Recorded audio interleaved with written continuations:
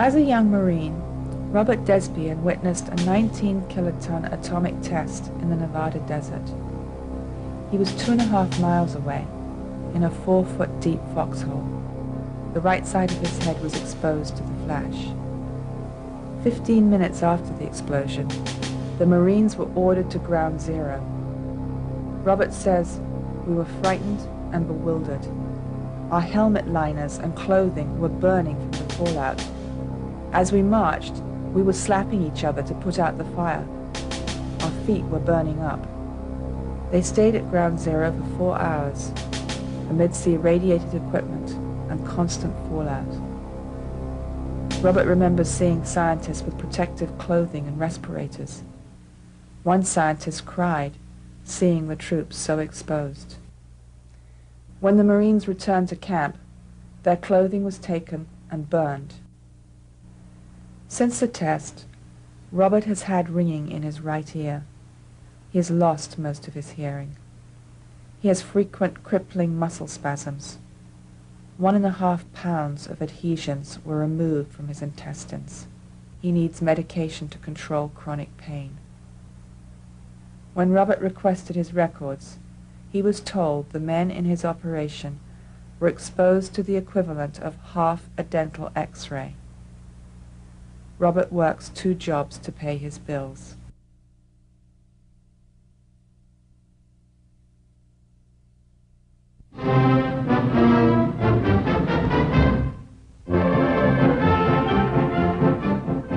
For the first time in atomic history, America gets a ringside seat at a blast of its most awesome weapon. On Yucca Flat, Nevada, press, radio, and newsreel men converge for the test, which is witnessed by Gordon Dean, heading the Atomic Commission. Seldom has any event had the news coverage accorded the blast, which is designed to test the bomb for its value as a tactical and support weapon for ground troops. Scores of planes have their assigned jobs in the operation, and every step is under the scrutiny of camera lenses. More than 1,400 selected troops move into foxholes 3.5 miles from Ground Zero, the projected center of the explosion. Theirs is a history-making role. The foxholes have been dug 4.5 feet deep, and GIs have been instructed to keep their heads down during the atomic flash. Overhead at 32,000 feet, a bomber is circling with its devastating bomb. Now it is 0 minus 10 seconds to H-hour, and the atmosphere is tense around the Ground Zero target. This is it, with the light of 100 suns.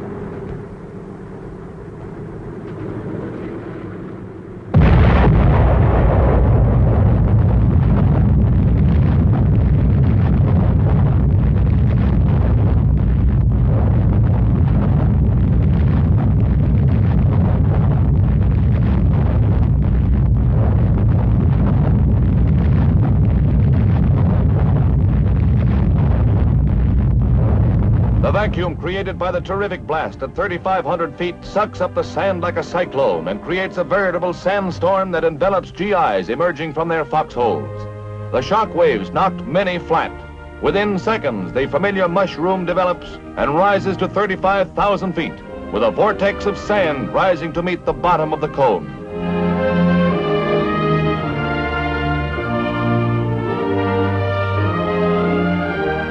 Another phase of the atomic maneuvers is carried out with precision, as a battalion of paratroopers is dropped directly over Ground Zero after it has been declared safe by radiological units sent into the area with Geiger counters. The airborne troops will join up with ground troops advancing from their foxhole positions to complete the annihilation of a theoretical enemy already stunned by the impact of the bomb, a tactical maneuver termed highly successful by military observers.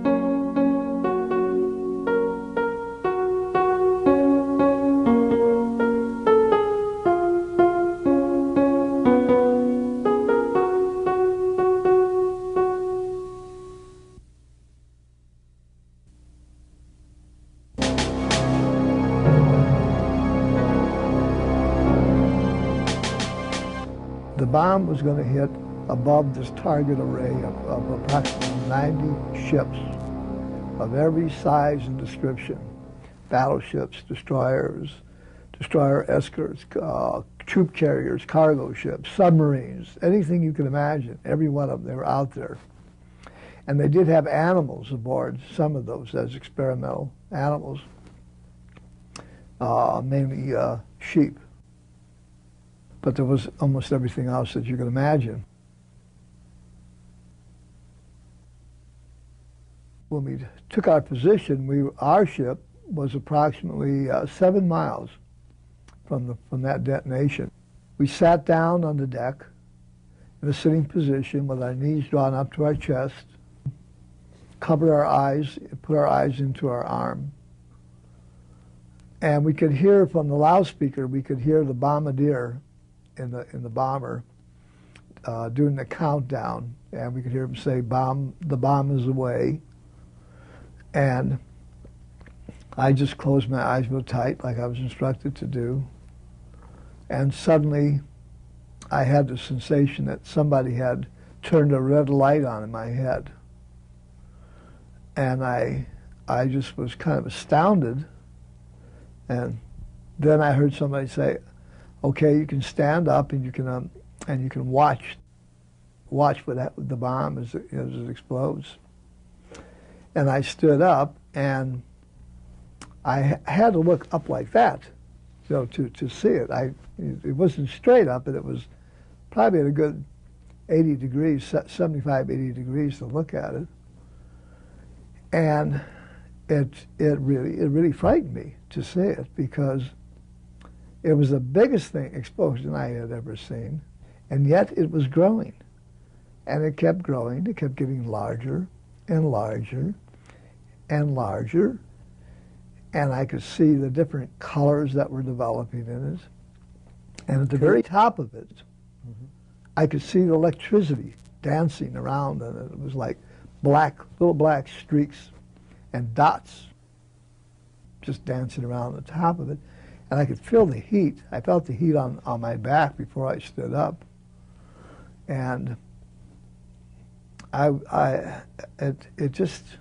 just didn't know what to say. I was amazed at what a tremendous explosion it was, and it came home to me at that second how 50,000 people could die in 1.5 seconds at Hiroshima.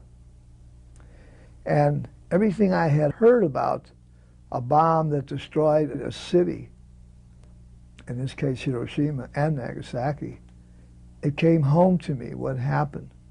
In seeing how large and how awful this bomb was, and picturing what happened there, I felt almost guilty, because I had helped to move the military by my presence as a warrior in the Pacific to the point where they could do that, where they could do such a thing. And But didn't you think that we were fighting for our lives, and it was them against us, and that was, so they were trying to kill us, and if we could stop them with that was... No, because I knew better than that. Myself and a lot of other veterans, people who were in the military at that time, who had been in the Pacific, we knew that once we had taken Okinawa, that the war was over. We were told that once Okinawa fell, the war was over. The fighting was over. There was nothing else to do in terms of killing. And what has hurt me and what I've carried around through my life is the fact that I know that there never had to be a bomb dropped on Japan to end the war in the Pacific.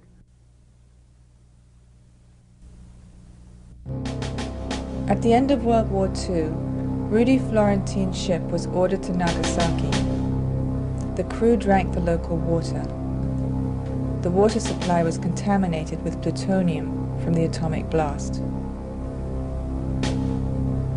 Both Rudy's daughters have serious health problems. His son, Rudy Jr., was born with brain damage. His skull is wired together. He has nerve disorders, skeletal muscular development problems, and he's retarded. He needs constant special attention. The local fire department has made Rudy Jr. an honorary fireman and watches out for him.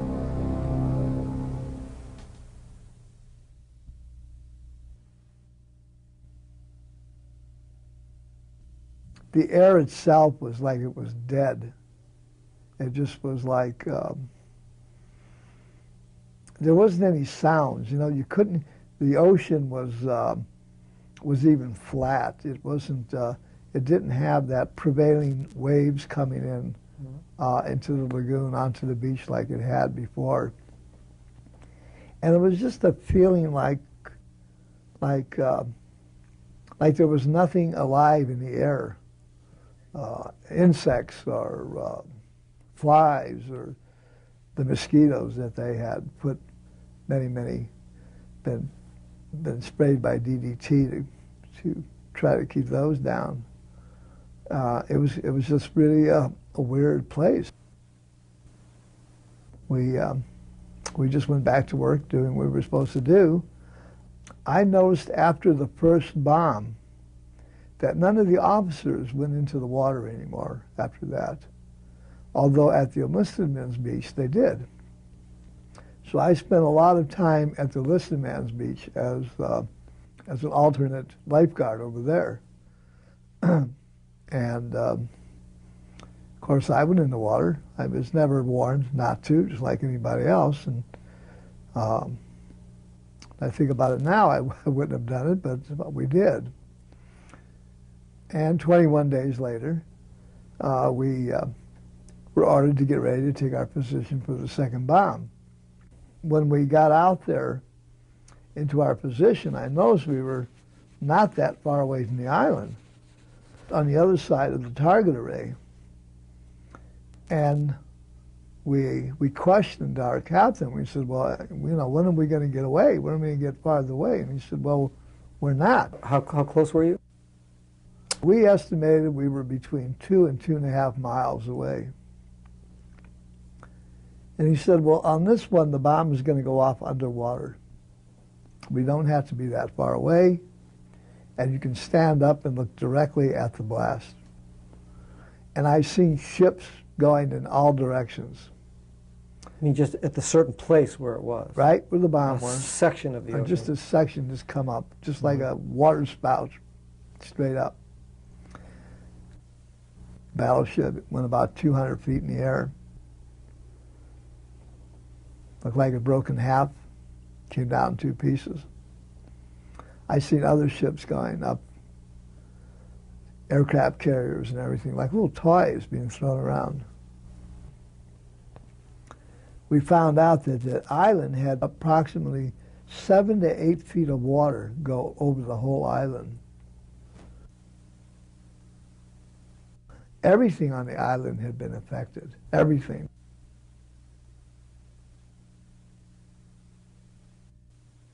We were busy, you know, we were really busy. A lot of us went over on other ships that were sinking and tried to keep them from sinking. You know, the idea was to get on these ships and see if you could keep them from sinking or start the engines up, get the guns going, and fight a war. So you were testing out the ships that were still afloat. They knew what would happen to the ships. There was no doubt in my mind. They knew that from what they had learned over at Alamogordo. What they didn't know was psychologically, could men come back in and take over a ship that was sinking, put it back in the fighting order, and fight a war with it? Could we fight a nuclear war? But you thought it was sort of a psychological test of... Psychological and physical, both. Because there was a lot of physical things that had to be done that... There's a lot of work that had to be done. A lot of hard work. Were sailors capable of doing that kind of work and getting exactly. it back together? Was it humanly possible? That's right. They wanted us to go in there and decontaminate these ships after they found out that some of them could be kept afloat. They had us pumping water, polluted water from the lagoon onto the ship to see if they could wash it off. We didn't know what radiation was. We didn't know anything except that they wanted us to clean these ships. It was really unfair. I mean, men were walking around with shorts on, with T-shirts, and on the beach, some of them were walking around after the second detonation with barefooted, walking around on live plutonium. Something new. Geiger counters were new at that time. We're not capable of even registering the amount of radiation that was there. And after this equipment to measure the radiation had been used and had been exposed to the radiation for so long, they themselves became dangerous to handle. The doctors who came out there, civilian doctors who came out to Bikini, they seen the way this whole experiment had got out of control. Some of the doctors were getting ready to bail out. They told Admiral Blandy that they could either arrange transportation for them out of there or they would go back on their own, one way or the other, but they wanted out. At Operation Crossroads, Dale Beeman was 18 years old. He was serving in the United States Navy as a boiler tender, converting salt water into what was called fresh. The boilers drew water from the lagoon, in which there had been an underwater atomic explosion. Dale has had colon cancer and kidney surgery. He suffers from diabetes and hypertensive heart disease. Dale's son Doug has severe musculoskeletal and connective tissue abnormalities.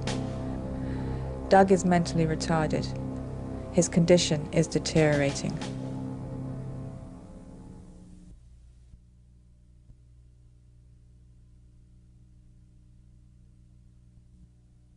Two days after the second detonation, when I became very, very ill, I broke out with a rash. I was throwing up. I had diarrhea.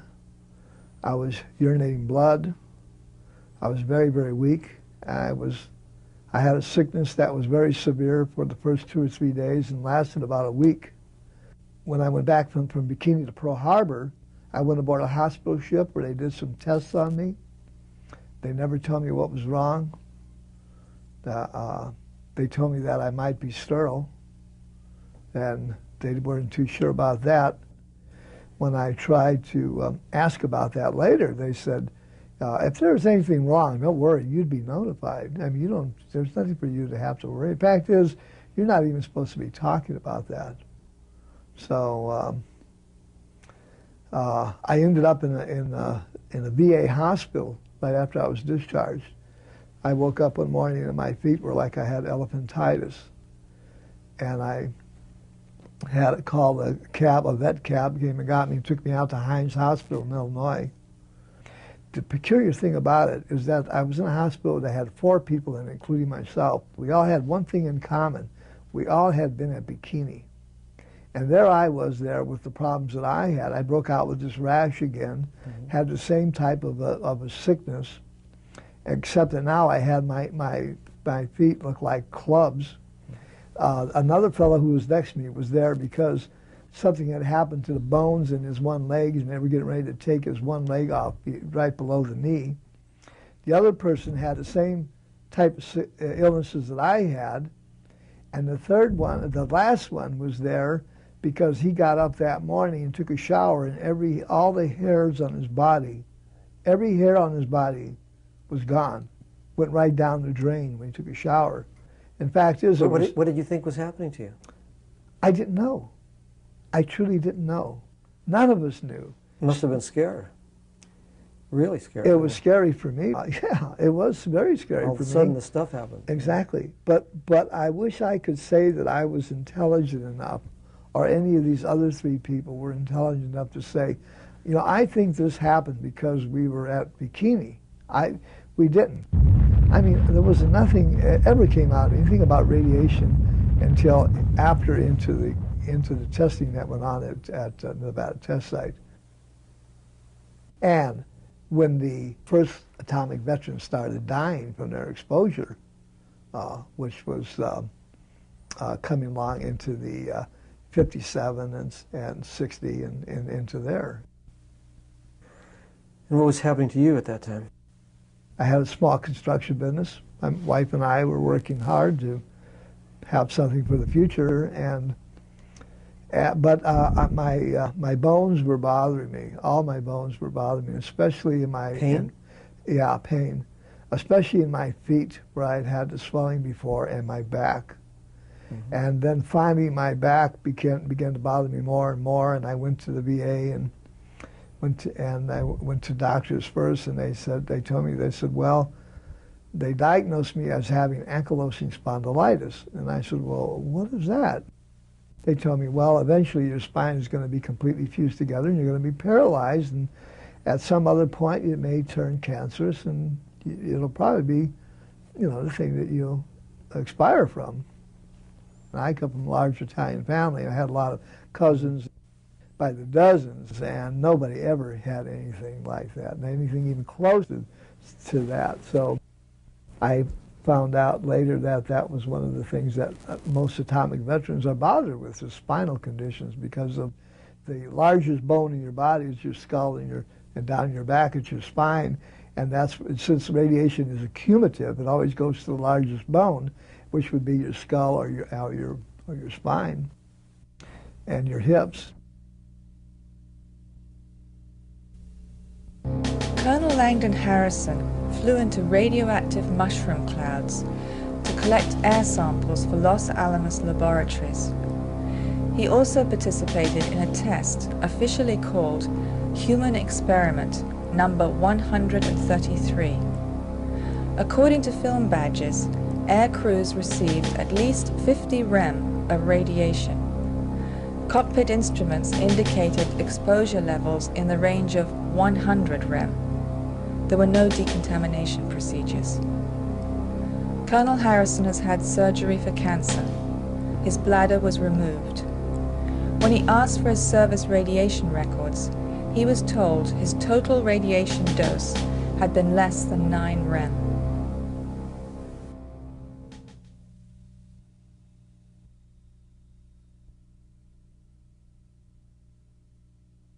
I have a problem if I have to stand up for any length of time, and I can walk. I can't walk too far, but I can walk. And at one time I had a lot of pain. As my back fused together, as my spinal column fused together, the pain that I had began to diminish. And but then, of course, I became paralyzed, and that was the change-off. The change-off was less pain, but less motion. And having experienced the pain and going through that for many years, I kind of feel more comfortable in terms of being able to be a nicer person around people because of not having the pain that I have. But then again, I become sometimes very weary of the fact that I can't turn my head, I can't move it up or down or sideways. And it isn't only that, but then there is a feeling, there's a numb feeling that I have that comes from the back of my axis over my head, and it feels like I'm wearing, like somebody would wear a football helmet. And that's there continuously. And once in a while, usually every few months, it kind of, it gets the best of me, and I have to get off on myself and be able to do whatever I want to do. Maybe I want to cry, or maybe I want to just decide whether or not I should really kill myself or not, because there have been times when I did really think about that. But all in all, when I look around at other people, and I see some of the things that other people have to live with, and I know that I can get on a plane, I can get on a train, I can go places, I can talk to people. I think all in all, for what I've seen happen to other atomic veterans that were with me on my ship, I guess I'm not as bad off as I could be.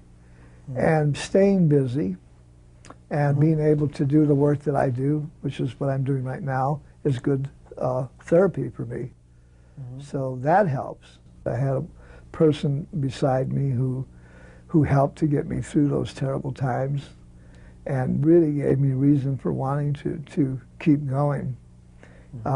Telling me that she knew it would be better sometime, it would have to be better than what it is, and that that I wouldn't have to live with all the pain I had, and that perhaps sometime the government would come around and do the right thing, and she was half right. I don't have the pain anymore, so.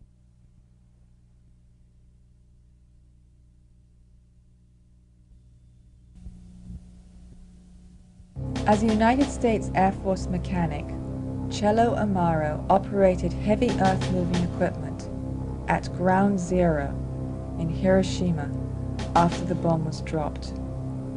He developed chronic gastrointestinal and colon problems and has undergone numerous operations. He has been unable to work since 1979 because of extreme swelling and cracking of his hands. He has lost his home and his savings. His daughter was born with severe musculoskeletal abnormalities and chronic internal problems. She died in her early 20s.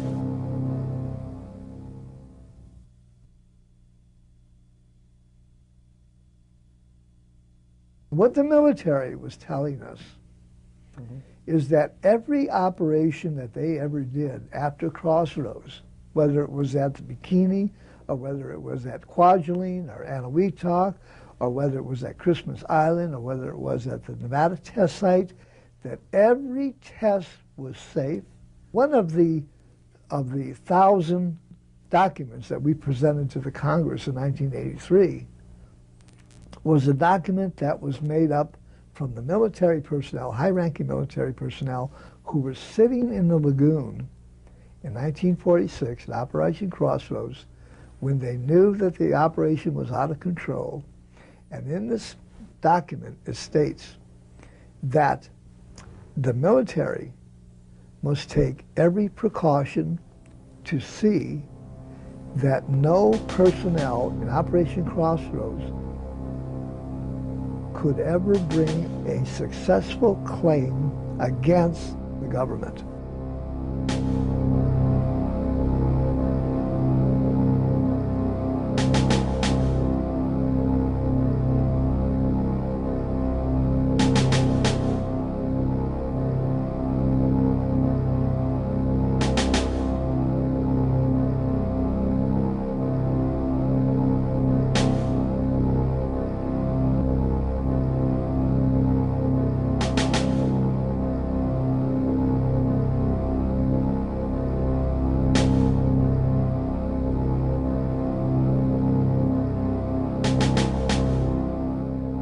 All you have to do is wait.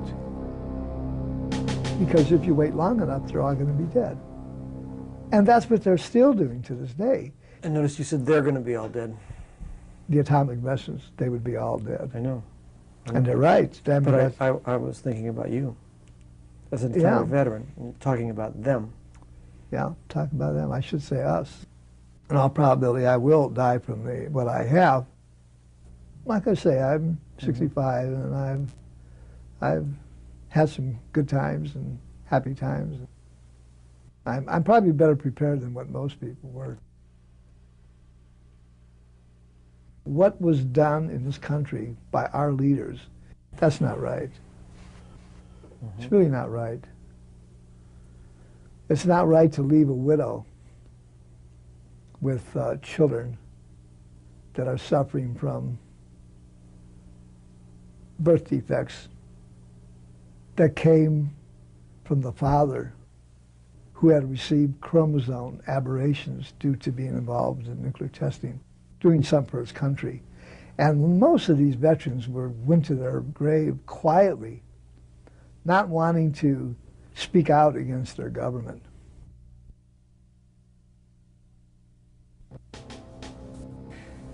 This is Pat Hinkle's wife, Kay, and two of their three daughters. Pat served in the United States Navy. His ship went over ground zero immediately after nuclear blasts and took depth readings. Nearly 20 years later, Pat developed a swelling in his jaw. Cancer spread through his neck, shoulder, and lymph system. Pat Hinkle died from a brain tumor. All 3 daughters have spinal problems. Holly was born with a vestigial left hand. Kay's case seeking compensation benefits has been in the courts for 5 years, with no end yet in sight.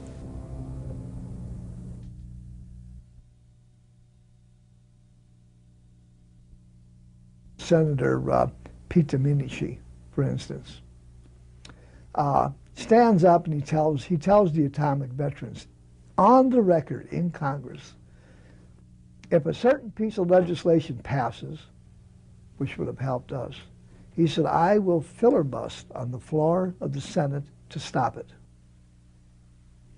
I can name many of the senators just like that. The senator from Utah, Hatch, who brought the downwind radiation victims issue out of the closet every election, at every election time, and dusted it off so that he could get reelected again. And then you didn't hear anything more about him except introducing legislation that would be way, way lesser than what we really needed. Then that would not even be passed because of the fact it would get tied up in committee by Representative G.V. Sonny Montgomery from Mississippi, who for 7 years stood in the way of every piece of legislation that would have helped atomic veterans. If you look at where his money comes from for him to be reelected, it was from the nuclear industry in Mississippi. You sound frustrated. It's very frustrating. It's like a never-ending battle. It's like you work for years and years and years to get something, and the public thinks that the atomic veterans are really being taken care of.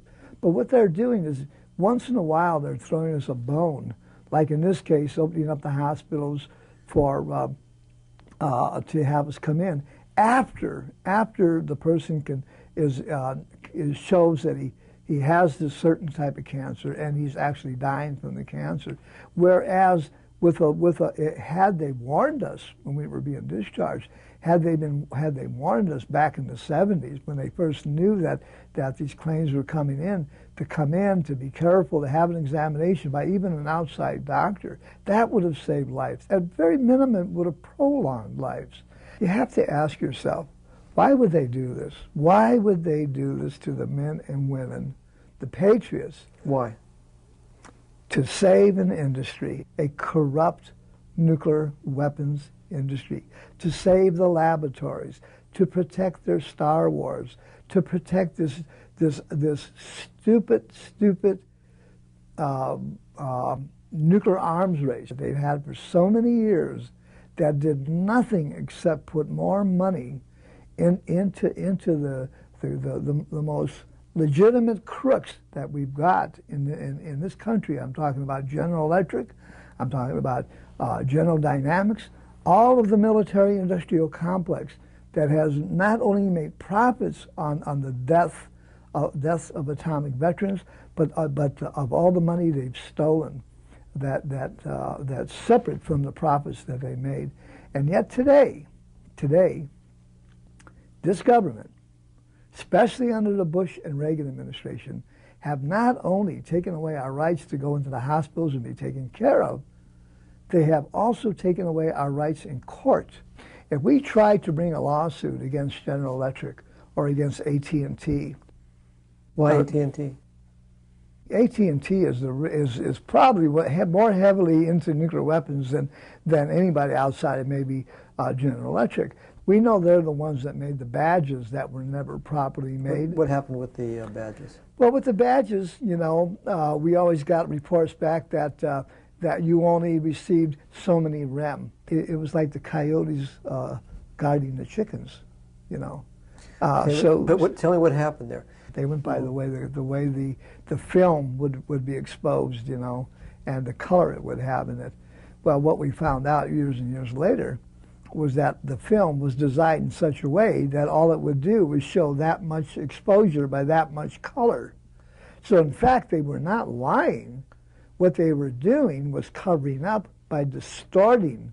They said you had received X amount of radiation. Right. And in fact, X amount of radiation was all that that batch could register. Exactly, exactly. But yet when I went through, myself personally, when I went through the Berkeley Radiation Institute over there, I spent 2 days over there going through that. They estimated I received hundreds of times more than what that badge had on it. Hundreds of times more. They were lying from day one. I mean, it was no honest mistake. I mean, it was just out and out lies. The world could be any way that you want it to be. How would things be? Fair.